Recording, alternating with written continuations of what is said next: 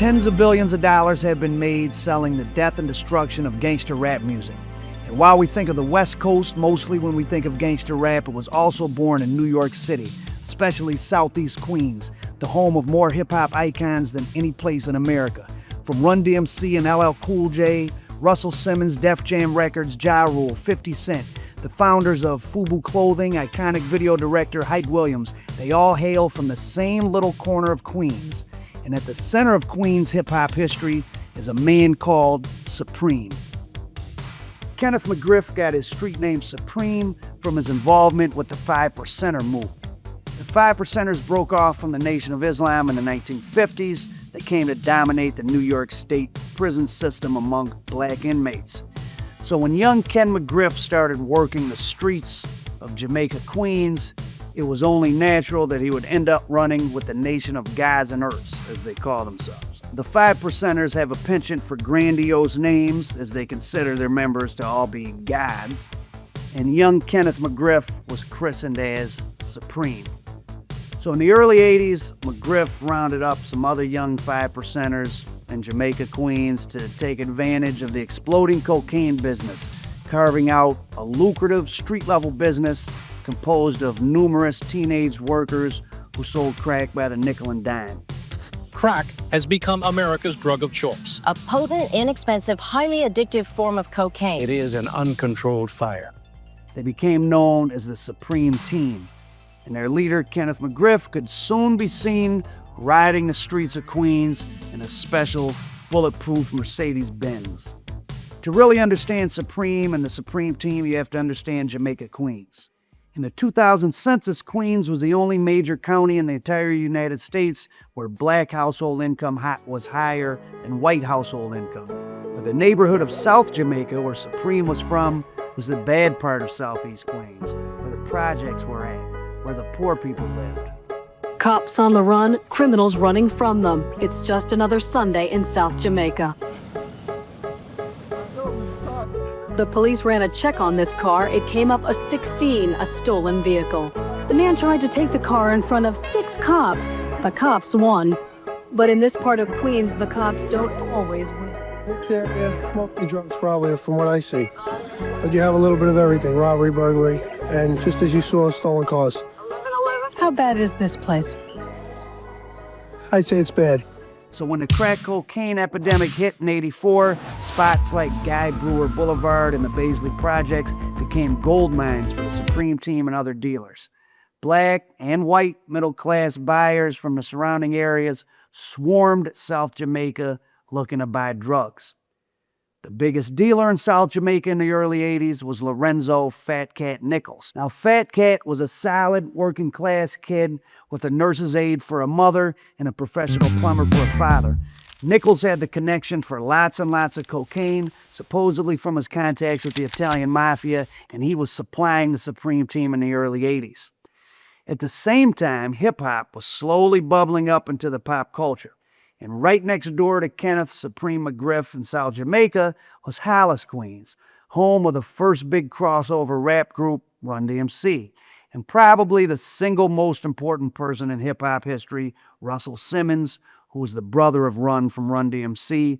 He was launching his Def Jam Records from the home base of Hollis, and right around the corner from them was the soon-to-be megastar LL Cool J. From the beginning, the Supreme Team and other Queens drug dealers were hobnobbing with these soon-to-be megastars, paying for concert performances and supplying some of them with drugs, whether for personal use or for sale. Run DMC's DJ, J Master J, even married the sister of James Wall Corley, who was part of the same drug-dealing circle as Supreme and Fat Cat Nichols. In '85, Fat Cat Nichols was indicted and locked up for drug conspiracy. And you could see hip-hop founding fathers Curtis Blow and Busy Bee up on stage with Supreme and his crew for Fat Cat's going-away party. I will make a special dedication to my man and my brother. Wait, with us right there. Please, hold on, lot. Fat Cat!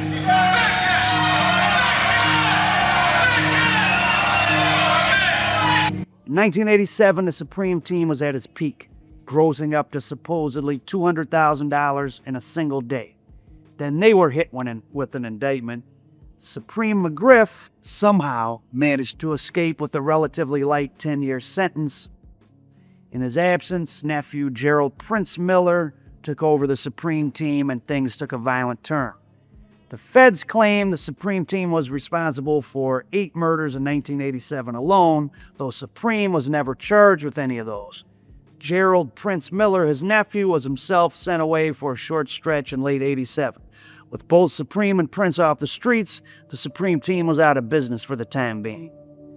While the Supreme Team was in a sort of hiatus, an event occurred in their old Southside turf that would mark the end of the golden age of crack dealing in Queens and America. A Queens grand jury is going to convene tomorrow to consider the case against 4 young men accused of executing rookie cop Edward Byrne. He was gunned down while guarding a witness in a drug case. It happened in Jamaica, Queens, the same neighborhood where 3 of the 4 suspects grew up. Rookie police officer Ed Byrne, who was guarding the home of a witness in an upcoming drug trial that included Fat Cat Nichols, chief lieutenant, still on the streets, a man named Pappy Mason, was assassinated by members of Mason's Bebo's gang. Sources who are familiar with the case say Mason thought murdering a New York City cop would please his friend Nichols because Nichols was angry over receiving a 25-year sentence on the weapons charges just the day before. The sources say that the murder in fact angered Nichols because he believes that was the event that brought down the full weight of both the state and federal governments on his organization, his family, and ultimately himself. I said at my son's wake, our streets could end up being as lawless as the streets of Bogota and Beirut. Individually, we cannot take on the drug dealers. They are an army. They are a massive army. Welcome to the 40s Project. 2 of the men accused of shooting police officer Ed Byrne grew up here. Some people call it the largest crack house in the city. It's 5 blocks of projects, drugs, and crime. It's a place that even frightens cops. I get scared, but I have to do my job as a police officer. There's a big battle raging in these streets of Jamaica, Queens. On one side, the largest police force in the country. On the other side, drug dealers, armed to the teeth and with untold wealth. Many people in the neighborhood are afraid. We need an army, a big army. In the aftermath of Byrne's murder, the New York Police Department swarmed the streets of the Rotten Apple, especially in South Jamaica. And when Prince Miller got out in '89 and tried to put the old team back together, his days were numbered. Prince and others were eventually charged with luring 4 Colombian cocaine suppliers to the Baisley public housing projects where they killed them, took their cocaine, but their bodies were never found. While the Supreme Team and the entire Jamaica drug scene was being decimated by law enforcement, Kenneth Supreme McGriff was safely tucked away in federal prison, serving a relatively light 12-year sentence for drug conspiracy, which immunized him from any of the trouble that his nephew and old crew got themselves into. Finally,